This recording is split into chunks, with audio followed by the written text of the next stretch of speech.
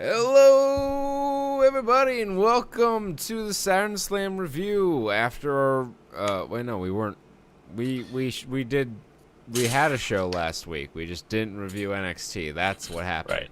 That's why we're doing a double feature this week, Yeah, or double a one and a dose. half feature. Okay, there's a double feature. Double dose. Yeah. What the fuck? Some news in the week that was. We talked last week about the TNT deal with AEW, but some sad news that just happened today, actually, as we're recording this August 1st. Harley Race, true legend of the industry, has passed away at 76 years old. Damn. Yeah. Well, shit. That's crazy. Yeah. Our condolences go out to friends and family, of course. 76 for a wrestler of that era. Not a bad run. But still pretty young to go these days, at least. The WWE Network has undergone an upgrade. It is now, its UI is more Netflix-esque. Things have been rearranged. The migration Borders are gone. Yeah. The migration has not been super smooth. There have been hiccups and hitches and glitches along the way, as you would expect with such a large overhaul to the system. But the upgrades, I feel, have been well worth it. The whole thing looks 1,000 times more modern now. The WWE Network always looked like a blast from the past, and now one of my wish list items has been checked off, and now WWE Network streams in 1080p and has full HD support for mobile devices. Before, you could only... Stop making that face. Before, you could only stream in 480p on mobile, I believe. But now you can shoot out whatever resolution... Well, up to 1080p. On there. So now the only thing that's left is the 60 frames per second. Come on, WWE, make it happen. Just put two cameras next to each other. That's all you need. Double the camera, double the frames. That's the 3D update. Remember when they were pushing 3D in consumer televisions for about a week? That was a time. Bad time. Yep. I want that would be I want to see what that effect looks like, a really disturbing effect. So like stereoscopic frame interlacing, right? Where on the ones you have like your left camera and on the twos you have your right camera, and you make a 60 FPS video off of that. Yeah, I don't think you can do 3D with interpolation or interlacing. It wouldn't be 3D. It would be gross. It would be like a weird, disturbing visual nonsense. But I want to see it. I mean, potentially we could make something like that happen if we just grab two cameras and record a subject together and then in editing interlace it. But why? Why would you ever do that? Why would you do anything like that? All right, so let's get into NXT that we missed last week. That would be July 24th, 2019. We had a recap of the Adam Cole, Johnny Gargano confrontation from the prior week to lead off. And then we kick things off with the NXT Breakout Tournament semifinals between Angel Garza and Jordan Miles, the former ACH, who at this point I feel is a pretty safe pick to win the whole thing. Because he's a babyface, and I'm pretty sure we're going to have a heel champion for every title coming out of TakeOver Toronto. And B, he... no disrespect to, and I forget his name, so I'm going to have to cheat and look it up here. Garza? Cameron Grimes. Oh. Kermie Kerns. One of these guys says superstar, and the other does not. and that man is Jordan Miles, who really, of the people in this tournament, has been the only one who's made me go like, oh, wow, yeah, he's pretty good. Yeah, interesting. Oh, actually, I also like, what's Bronson Reed. He's pretty good. But this match was, honestly, a lot slower than I would have thought, given the men in the ring. They exchanged holds and then did a few dives, and Angel Garza ripped off his pants to reveal trunks. He's a good promo. It's a good promo. I don't understand his gimmick. Like, is he he's a bad boy guy? who gets all the ladies. And his just ravishing sexiness is combined with a bravado. And that's his thing. So he's like, look at me, ladies. Right. Pants off. And all the girls go, ah! Actually, more of the guys. And all the porpoises go, ah! I'm disappointed in you. Joke over. Yeah. That joke was over before it began, Peter. Let's be fair here. But yeah, the crowd was kind of split. Garza got some cheers. Jordan Miles got a little more cheers. He eventually hit a sweep and a spin kick, and then hit another discus corner clothesline, and hit a deadlift German suplex to end it in what was a pretty entertaining finishing sequence for a match that took a while to kind of get going and never really got out of like medium speed mode. Never really exploded. But yeah, Jordan Miles moving on with his Kakashi ass. It's the anime. It's all in here now. Everyone's got it. Naruto vest on. He needs to like everyone, it's this generation of wrestler. They're into that shit. But the one knock I have with Jordan Miles is that he, I think, smiles a little too much. I get a little bit of Apollo Crews vibes coming from him, where he looks so happy to be there, and that only gets you so far in things. It's a pretty cheesy smile. Yeah, he's like the Cheshire Cat. Dude has teeth, really big teeth. Really big teeth. Not that that's anything he controls. I just think he's going to run into... If he can't... I know ACH from other promotions. Like, I'm familiar with his work from Ring of Honor.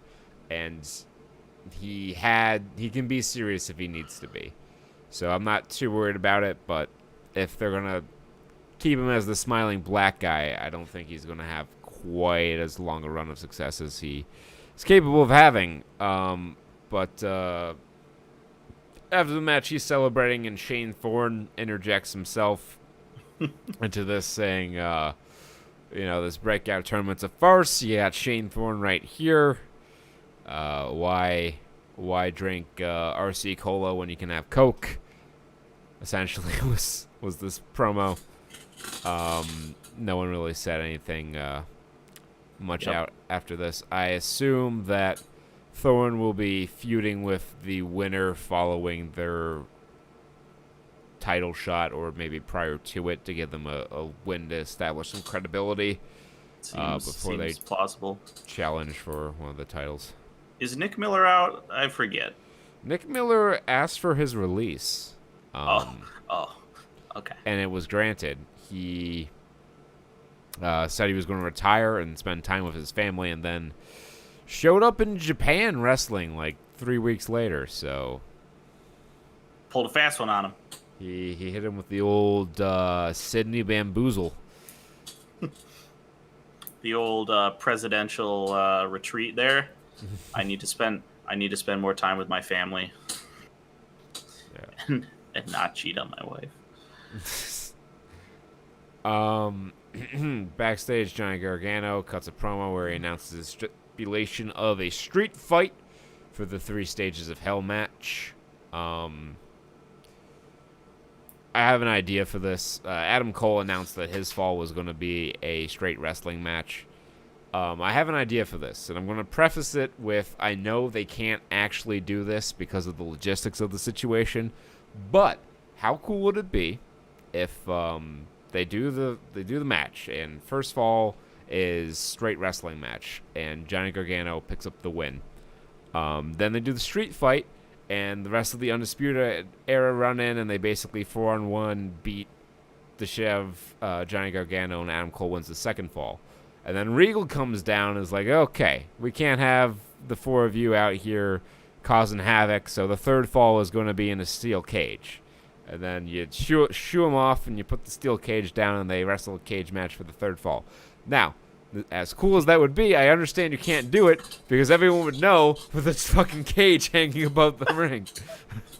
It would give away too much of the match. But how fucking cool would that be? How about have Johnny bring in three, like Johnny has his crew or whatever, and you make it like a fucking lumberjack match. That's how I would approach the same thing. It's just like if you want to isolate them. But who's his crew going to be? Like the geeks from Cleveland? Fucking I don't know. But that's how I would try. Baby faces don't have friends in today's wrestling. It's so sad. So sad. Alexa, play whatever wrestler theme. What's the worst wrestling theme? American Males. I've never heard it, and it already sounds awful. It's basically just that repeated over and over again, above like a early '90s, late '80s synth pop beat. What's the one with like the siren? No, what's the one that's on all the memes? What memes? Like the wrestling memes. Like I'm not familiar. Ah, shit. I know you'd remember if you heard it. I'd remember if I heard it. There's a Right to Censor was just sirens and alarms and shit like that. I don't think that was his. It was something. Was pretty bad. It'll kill me, but I'm not gonna. This is not a question. The only things that I can think of as sirens are Cesaro's old theme, the Dean Ambrose theme remix when he turned heel, and there was just a air raid horn going over his regular music, and the Sanity had sirens and their entrance music. Mm-hmm. This one's for the audience. I guess homework for the audience at home and for me right after the show, because we're not taking a tangent to figure out what. Let's play What's on Peter's Mind, where we spend time trying to figure out about what I'm thinking about. There are no winners in that game. Bianca Belair wrestled Xia Li in what was a showcase match for Belair. She got the win with the KOD. Xia Li got a little bit of offense in, but not too much. Whole thing lasted about 3 minutes. Killian Dane had a vignette about his attack on Matt Riddle, saying that he didn't attack anybody, he attacked somebody.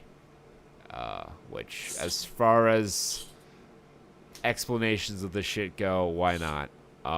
They showed a World Star video of Mia Yim assaulting Jessamine Duke.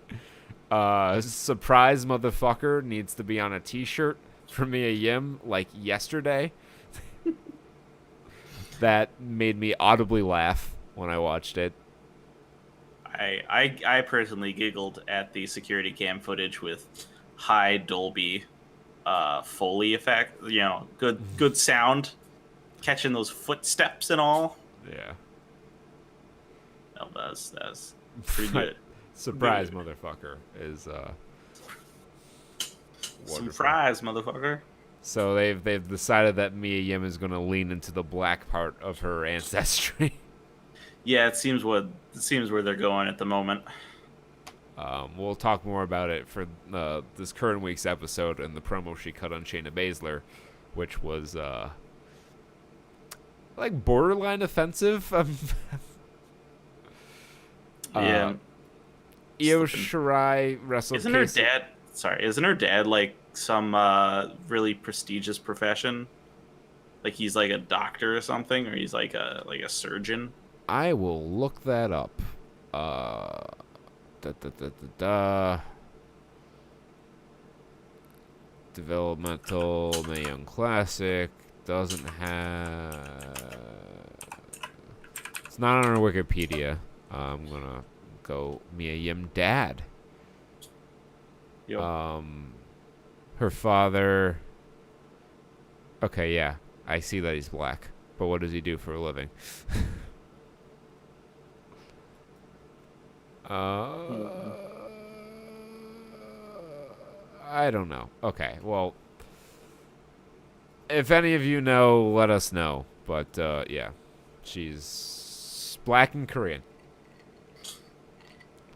but they're focusing on the black part. Io Shirai wrestled Casey Catanzaro, who was out there as a sacrificial lamb.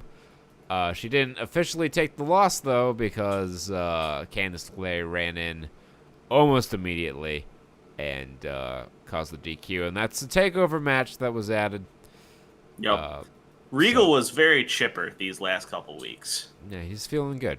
The Florida air is doing wonders for his disposition. That was so great. Where she's just like, "Can I get this match?" And he's like, "Yeah, yeah, now go totally. home. Get the fuck out of here." And then next we'll talk about that when we talk about next week's show. Yeah. Damian Priest wrestled Keith Lee, and what was a fun match. This was probably the most entertaining match I've seen from Damian Priest to this point, which isn't saying a whole lot because he's had like 5 matches, but I would definitely rank this above all the others.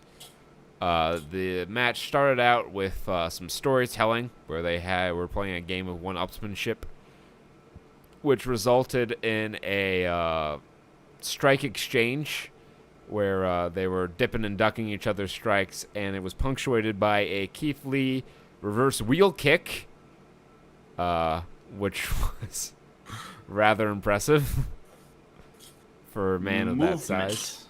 Yeah. Then Lee started to use his power to take the advantage. One particular spot where Damian Priest went for a tope con hilo to the outside, but he was caught by Lee, and the fucking disdainful scowl on Keith Lee's face was my everything in that moment. True. I need a gif of that. True. But just whenever someone says something you don't like on Twitter, just plop that in there. That was great. They wrestled some more. A lot of hard strikes from Damian Priest. A lot of power spots from Keith Lee. Eventually, Keith Lee, behind the referee's back, hit a cyclone boot, and then the Reckoning out of nowhere for the win. I thought it was pretty fun, all things considered. I understand that some people would not like the match because it wasn't a near fall a minute affair. Right, but I can't have every match like that. No, Yeah. you need a variety. All right, so that was last week. This is this week for the July 31st edition of NXT. Show kicked off with a match between Tyler Breeze and Jackson Riker. Tyler Breeze got overpowered from the outset, ate a bunch of moves, hit some strikes to get back into it, but Jackson Riker grabbed him and went for his choke slam, sit out, spine buster maneuver. But Tyler Breeze, ever the crafty veteran, executed a beautiful victory roll for the pin, and he defeated Jackson Riker for the first time ever on NXT.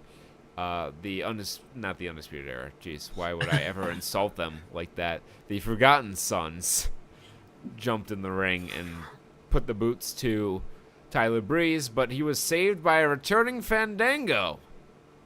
Looking very lean, too. Yeah, looking like a fucking Levi jeans model out here. He definitely was hitting the gym in his time off. Man So could they lead like a Christian rock group. yeah. So they ran the heels off, and it looks like we're going to be getting that match some point in the near future. Breezango versus the Forgotten Sons. So Breezango back together in NXT, where their talents will be properly utilized. I think, as disappointed as I am that Tyler Breeze isn't going to get a longer singles run down here in NXT, I think it's when you look at the landscape of it currently, NXT is going to need some tag teams. The Street Profits are already being transitioned to the main roster. You have the Undisputed Era, but underneath them, it gets a little more, sketchy. You have really just Danny Burch and Oni Lorcan and the Forgotten Sons underneath there in terms of teams with any sort of credibility. For like just NXT. I suppose you can get Eichner and Bartel in from NXT UK if you have to round out the numbers, but NXT needs tag teams is my point. Yeah. Speaking of pulling people in from NXT UK, I guess it was on last week's show, but there was a vignette where That's right. Velveteen Dream cut a promo, and Dunn came out. No, well, the week before, Roderick Strong was like, What the hell? Why don't I get my match? You're gonna screw me over. You're gonna do some stupid stuff, Regal. And he's like, yeah, I totally am. I'm bringing in Pete Dunne. He's just gonna be on NXT for a while, and y'all are gonna have a triple threat match. Yeah. Or three way, whatever. And he's like, oh, fucking great. Oh, so good, so good. And then, so he's bitching about that, and then that sparked the match that would be on this week's card. Yes, him versus Pete Dunne. The main event of Roderick Strong and Pete Dunne. Cameron Grimes beat Bronson Reed to advance to the finals of the Breakout Tournament. Cameron Grimes, we didn't cover his first round match on the show, so this was my first look at him. He is very generic looking. His plain black tights and boots do not help that. There's nothing particularly unique about his style. He is by no means a bad wrestler. He is a perfectly sound worker, a good hand, as it were. But he does not excite me in any way, shape, or form. So I have my doubts that he will be defeating Jordan Miles in the finals of this here tournament. It was interesting. Like, I feel like it. One, I think he could have a good like a Bray Wyatt or like some sort of like Swamp Hunter type vibe. They could put that up there, and he's from North Carolina, so they could justify that. But the main thing was that he's very quiet in the match, and then he won, and he just he burst a gasket. Yeah, he almost like tore the fucking rotator cuff of the poor referee. She could like not. Yeah, she was not prepared for like the swinging around of her arm. Yeah. They announced a featurette called Prime Target Takeover to hype the 3 Stages of Hell match between Adam Cole and Johnny Gargano. I'm down with it. And then Mia Yim and Shayna Baszler had their promo segment where Shayna, channeling her inner palace guard from Aladdin, called her a street rat. Street scoundrel. Take that. Yeah. Fucking. And then Mia Yim came out and really. I mean, maybe this is her promo style. We haven't seen her do that. First off, she came out and her face was like orange. I don't know if she like got a bad spray tan or what was up with that, but her face skin did not match the rest of her body. It was weird. There was something weird generally going on with the whole appearance. Yeah. But she said like game recognized game, and you ain't looking very familiar, and other threats. Basically, I'm gonna beat you. No, you're not. I'm gonna beat you. Title match in 2 weeks, which will be interesting. I expect fully expect Shayna Baszler to retain. I don't know who's going to take the belt off of her.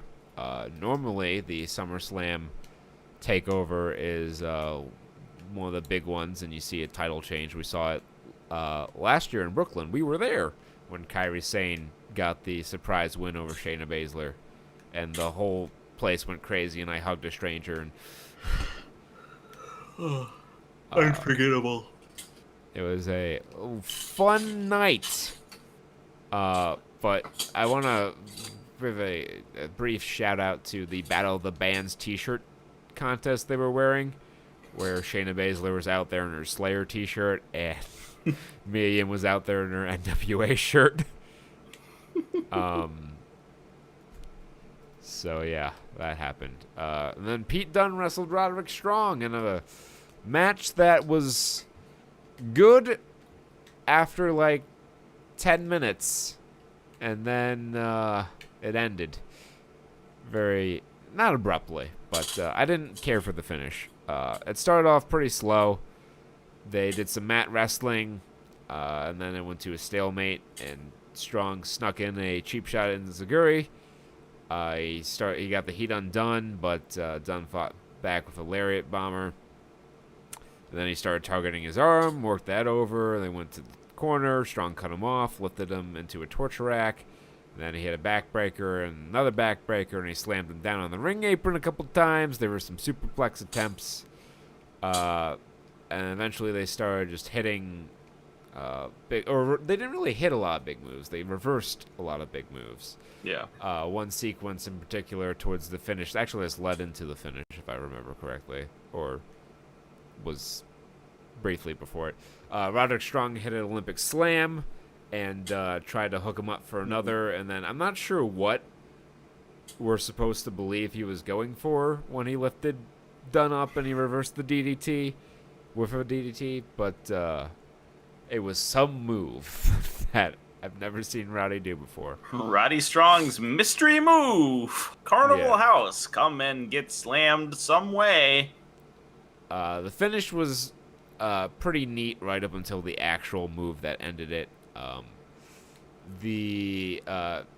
Roderick Strong hit a Tiger Driver and pulled the old Samoa Joe power bomb, and when they kick out, transitioned to a Boston Crab. So he hit the Tiger Driver, Pete Dunne kicked out, and he immediately turned him over to the Stronghold, which Dunne just reversed. He didn't really like squirm through it or anything. He just kind of like Roderick Strong turned around and gave up his arm. No respect. So, way to bury that move. He grabbed the arm, pulled him into a triangle, and then rolled over and got the arm and bent the fingers back, which I guess is a finishing hold for him now. I know he won his title match, that fucking marathon title match they had at TakeOver Blackpool between he and Joe Coffey that ended with him bending the fingers back. I didn't like it then, and I don't like it now. But don't you know, Kurt, it's Pete Dunne's thing, his fingers. So if he even touches your fingers, you get expelled from the ring at the speed of a naval torpedo.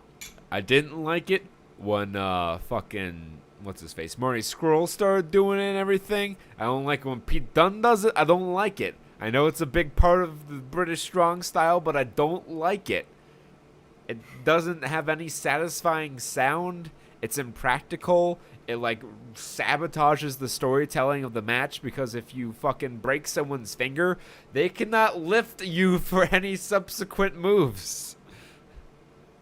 It's very to be applied very carefully, and as such limits the possibilities. I mean, I guess, or not, and they just don't care. Yeah, I guess as like a finishing hold, it makes sense because it would be extremely painful, but when you think of the great pantheon of finishing holds in wrestling history, and yeah, just the visual of it, just imagine Bret Hart's sharpshooter, or the Walls of Jericho, or the STF. Just to think of these great finishing holds throughout wrestling's history, and then picture the finger bending right beside it. it doesn't quite have the same iconic look and feel as some of these previous holds. Yeah. I have a relevant clip to show you afterward. Yeah. So, but he picks up that win. And Roddy's like, oh. Pete Dunne's like, yeah, guys, remember me? I can win matches. Yeah. And then Velveteen Dream came out, and Pete Dunne hit him with the bitter ends, and so he stands tall, meaning he will not be winning at TakeOver. My prediction still stays with Roderick Strong, because I do believe they're going to pull the trigger, and the Undisputed Era is walking out of Toronto with all the gold. Like, the story of an injured Roderick Strong, like, sneaky facing his way past the other two contenders for the belt is, like, it's perfect. It's put the puzzle piece right the fuck in there. You've just finished. That's the last piece of the Mona goddamn Lisa. And then you have a built-in story between Roderick Strong and Pete Dunne for the North American title moving forward, because as you recall, when Roderick Strong joined the Undisputed Era, he did so by turning on Pete Dunne in the finals of the Dusty Cup. Yeah. So it all just fits together. So it's perfect. Love it when a plan comes together. You see, if it happens this way, you may say, well, the booking's predictable, but that doesn't necessarily mean bad, because this is the most logical path forward. Just because it's predictable doesn't mean it's bad. Swerving for the sake of swerving is how you end up with WCW in 2000. No one wants that. No, they don't. No, they don't. So yes. Yeah. That's it for this week. Couple of very watchable episodes of NXT. Not a lot. Yeah. Well, I mean, there were some returns and surprises and stuff like that, but no like blowaway match or anything like that. Just advancing the plot, but still very clean and watchable shows. Yep. And before we go, I'll leave you with with I guess a spoiler or a report or whatever from Cage Side Seats. The title here says Wonderful report. SummerSlam match between Goldberg and Dolph Ziggler in the works. Oh yes. Yeah, I figured that was happening with all the digs Ziggler was making at Goldberg. And when they announced Dolph Ziggler, because I just knew they weren't going to do Dolph Ziggler in The Miz. I had heard on the Observer Radio that they weren't doing Dolph Ziggler in The Miz. So Goldberg seemed like the only logical shot. If that match goes longer than 30 seconds, it'll be a complete failure. If Kevin Owens can beat Dolph Ziggler in 17 seconds, Goldberg should beat him in about 12. Yeah. Oh, God. I know this match is probably only happening because Goldberg doesn't want Sweet Saudi Money 3 to be his swan song. Doesn't want that to be the lasting image, with Undertaker just being like, what the fuck, dude? Yeah. Undertaker had his redemption, so Goldberg wants his shot. If they feed him Ziggler, if it's just bell ring, spear, jackhammer, that'd be a fine, disruption to whatever matches had preceded it. That's fine. It's a draw to the arena. I have no problem with that. Just like I have no problem with any of you wanting to come say hi to us at what's it called? House of Glory. House of Glory. High Impact 8 or something like that. What's it called? I have the House of Glory High Intensity 8. High Intensity 8. August 9th at the New York City Arena in Jamaica, Queens. We're going to be there. And some other internet wrestling personalities are going to be there. Jason Solomon from the Solomon Monster Sounds Off. JD from New York. Main event of the evening is a match between the Young Bucks and Private Party in what will be both teams' last appearance in House of Glory and likely the final indie appearance of the Young Bucks.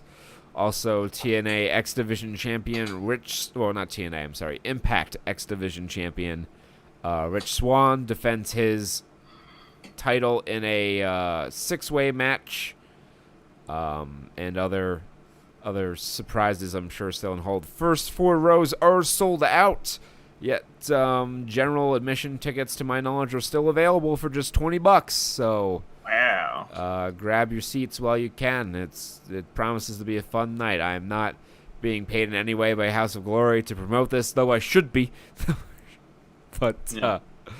it will be a fun show, and if you watch and you spot us, which should all be pretty easy to spot on the tall ginger with a mane of hair. I will just blend right the fuck in. If you see us, don't be shy. Come say hi to us. I might be a little flustered if you surprise me. Well, But we're pretty chill, and we'd like to meet anyone who watches these, if there are any people who watch these. But until next time, be well, stay safe, and grapple like it's 1995. peace.